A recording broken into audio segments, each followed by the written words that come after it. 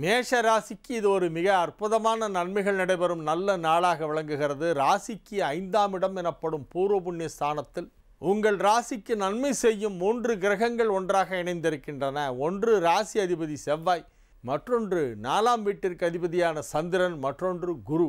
செவ்வாய், சந்திரன், குரு ஆகிய 3 கிரகங்களும் ராசியிலிருந்து எண்ணினால் 5ஆம் இடமாக வரும் சிம்மத்தில் ஒன்றாக இணைந்திருக்கின்றன. ஆகவே மிகப்பெரிய ஒரு நன்மை நடைபெறும், மிகப்பெரிய வெற்றிகள் உங்களுக்கு கிடைக்கும். வழக்குகள் ஏதேனும் நடைபெற்று கொண்டிருந்தால் அதிலே உங்கள் பக்கம் சாதகமாக தீர்ப்பாகிவிடும்.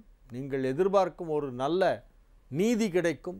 தொழில் வளர்ச்சி வெகு சிறப்பாக இருக்கும். சுய தொழில் செய்கின்றவர்களுக்கு அதிலே அபரிமிதமான ஒரு வளர்ச்சி ஏற்படும். பொருளாதார நிலை மிகவும் திருப்திகரமாக இருக்கும்.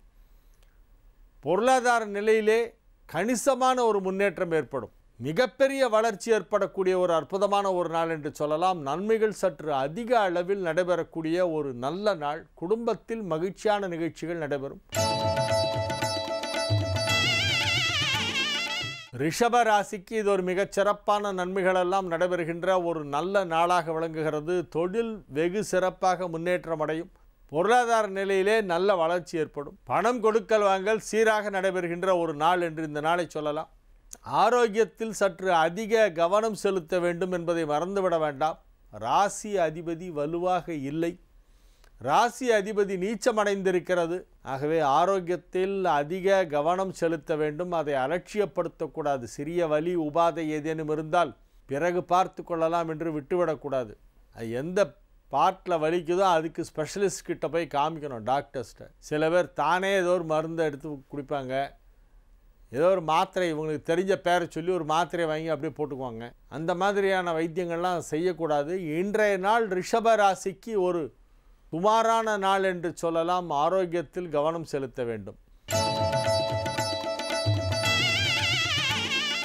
மிதுன ராசிக்கு இது ஒரு நன்மைகள் நடைபெறும் நல்ல நாள். ராசி அதிபதி அழகாக 5ஆம் இடத்திலே அற்புதமாக அமைந்திருக்கிறது. திரிகோணஸ்தானத்திலே அமைந்திருக்கிறது. ஆகவே நன்மைகள் சற்று அதிக அளவிலே நடைபெறக்கூடிய ஒரு நல்ல நாளாக இந்நாள் விளங்கும்.